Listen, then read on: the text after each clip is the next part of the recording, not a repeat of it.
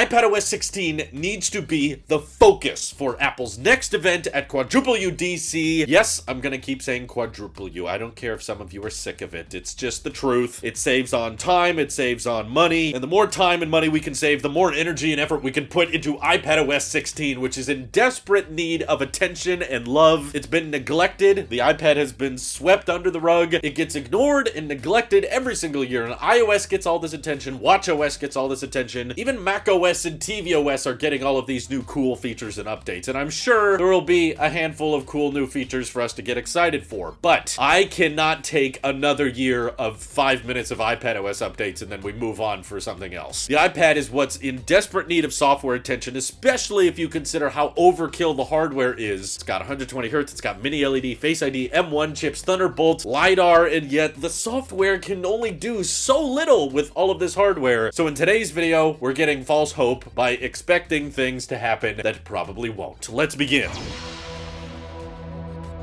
I just want to repeat in the back that when I asked our channel members what the biggest features they wanted on iPadOS were, most of the features could be solved by doing one simple thing that I've asked for before, which is just allow a dual boot option. You know, just like you can boot camp Windows or Linux from a Mac, if you just had an option on the iPad to switch it over to macOS, all of these problems could be addressed. Yes, even the calculator app is a thing on macOS. So that would solve pretty much all these problems fairly quickly, but I know that everyone says the likelihood of that happening is very low and Apple doesn't want to make the iPad into a Mac or whatever. You may have your baloney excuses, so we're just going to pretend for a moment that's not an option and just kind of go down a list of things that the iPad is in desperate need of. And I want to start with the top priorities and work my way down, but keep in mind, I still want everything on this list to happen regardless. So first of all, optimize battery charging. How the heck does the iPad still not have this? I can kind of buy into the claim Apple's made that, well, you know, we can't get the calculator app right on an iPad, or the weather app just can't be done right on the iPad. First of all, that's baloney. There's absolutely good ways to do the weather and calculator app, but I have heard absolutely no genuinely good excuse as to why the iPad does not support optimized battery charging when the Apple Watch supports it, the iPhone supports it, the Mac supports it, and heck, even AirPods have freaking optimized battery charging. Why doesn't the iPad? This is a very simple software fix that preserves battery health, which matters a lot, especially Apple if you're going to provide software updates for iPads for 7-8 years, as well as people plugging it in and using it as an external monitor via Sidecar with their Mac. They'll do that for hours and hours every single day because their iPad becomes so useless. The only useful thing we can find with it is to turn it into an external monitor. So if people are going to have their iPads plugged in 24/7, turning on optimized battery charging and leaving it at 80% whenever you desire would be immensely useful in helping preserve battery life, and there's no excuse at all. Apple's tried to have an excuse with the calculator and weather app, but this one in particular makes absolutely zero sense to me. Don't even try to defend that decision. So if we don't get any pro Mac features, let me just request optimized battery charging. Second of all, of course, calculator and weather app. It's been over 10 years, Apple, since launching this iPad. We are sick and tired of having to go on the App Store to find calculator apps. Either we have to buy them or we have to put up with annoying commercials, and the calculator is basically the most simple function a computer can possibly have. That's literally what the first computers did, was just math, and you're telling me you can't figure out your own first-party solution to that, especially if it was picture-in-picture, people doing spreadsheets, people taking notes in class, just having a little calculator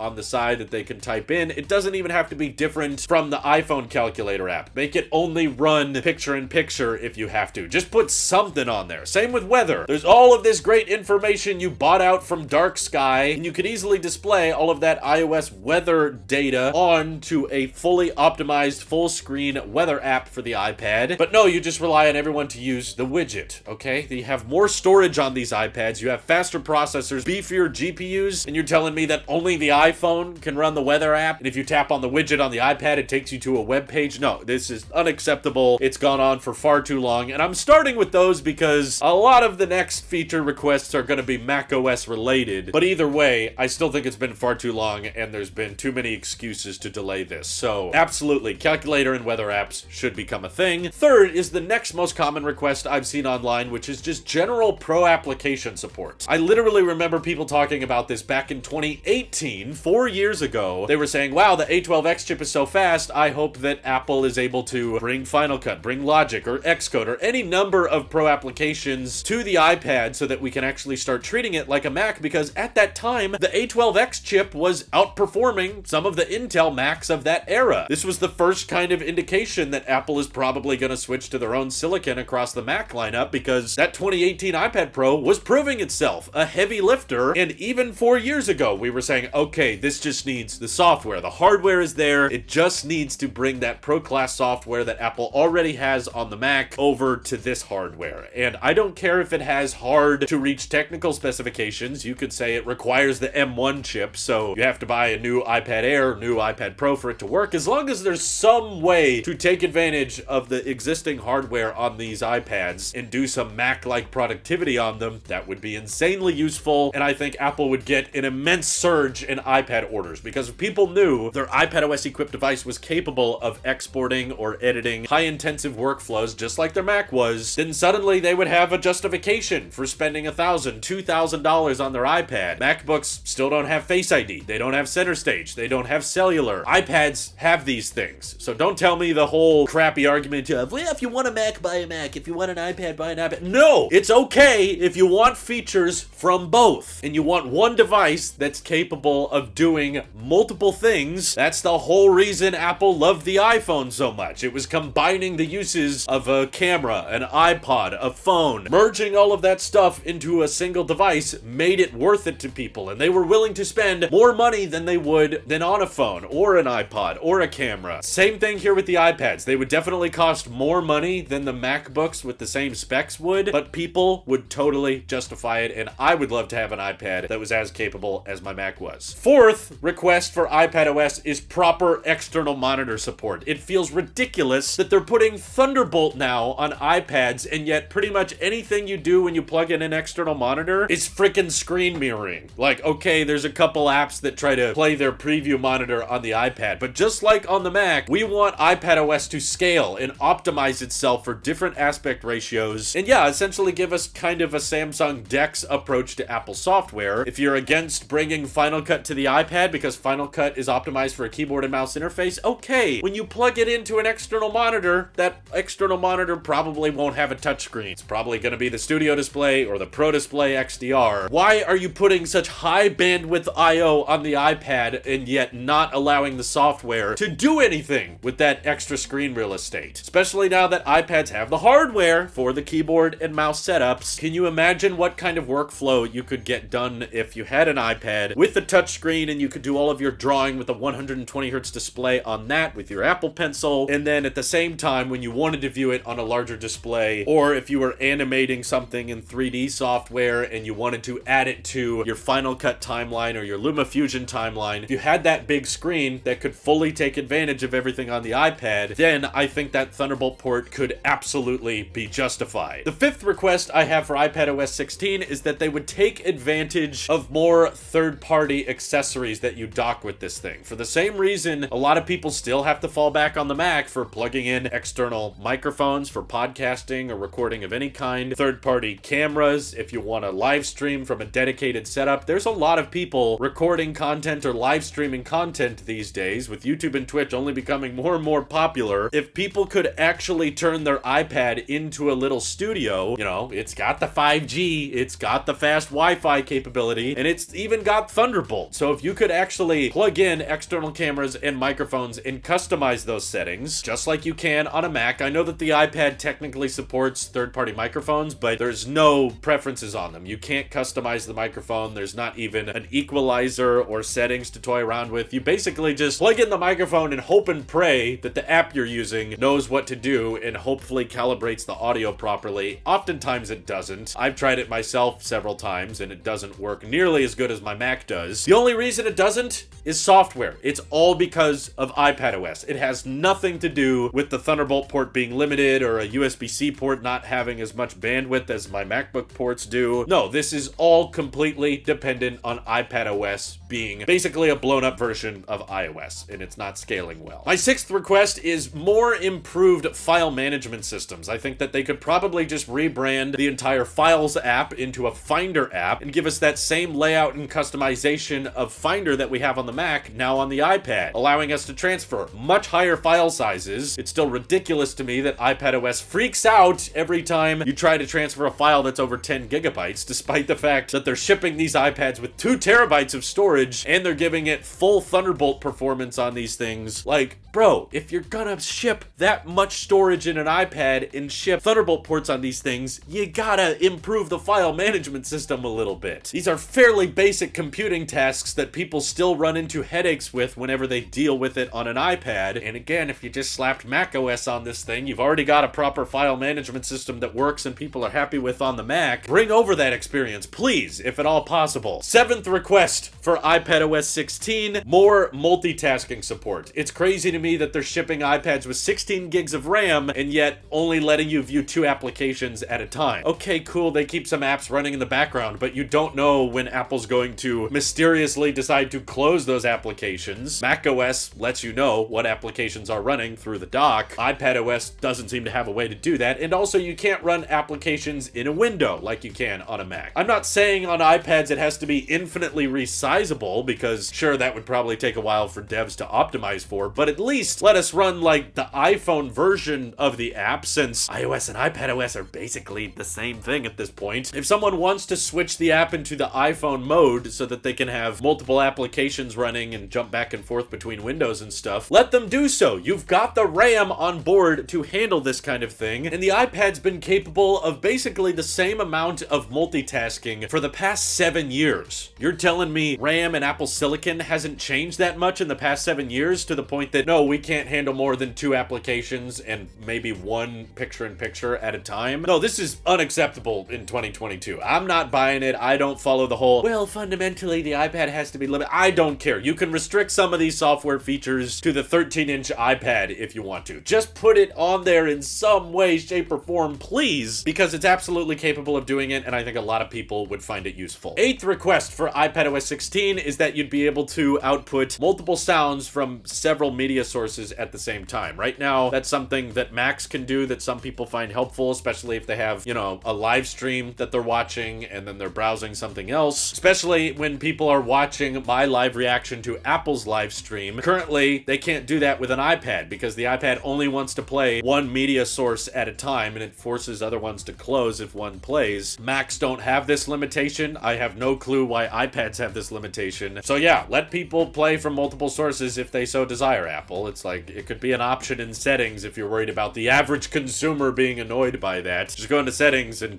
make a little checkbox that says, yes, you can do that. The ninth one is not something I would use personally myself, but it's something a lot of people are advocating for, especially if they're in the software engineering space, but terminal commands. Now that iPads are often being advertised with keyboards and trackpads, a lot of people would like to bring over those terminal commands that they're used to running on their Mac. It's definitely more of a nerdy feature. It's more of a tech specky thing, but it's something the iPad could absolutely do, given they've gotten terminal running on lots of Apple Silicon Macs now. Why not also bring it to the iPad? It's running basically the same silicon at this point. I don't see the issue. 10th request is something else brought up by some of the channel members, which is to update Sidecar. If you're gonna turn your iPad into an external monitor, you should be able to take full advantage of that Thunderbolt port, because right now there's a lot of lag, there's a lot of compression and latency between the iPad and the Mac whenever you're using Sidecar, and allegedly other applications like Luna or Duet Display are able to achieve the same thing with much lower latency and much less compression, and yet Apple just kind of debuted Sidecar a few years ago and then they never touched it. They never updated it for the Thunderbolt port, they never improved the bandwidth and that kind of thing, so that's in desperate need of an update to just make it a bit more usable and let it support 120 hertz. You've already got a Thunderbolt port on that thing. It should not be this complicated. Now that a lot of people are using their iPad as an external monitor with their MacBook Pro, which is 120 hertz, it would make sense to have the same refresh rate across the board, right? Like,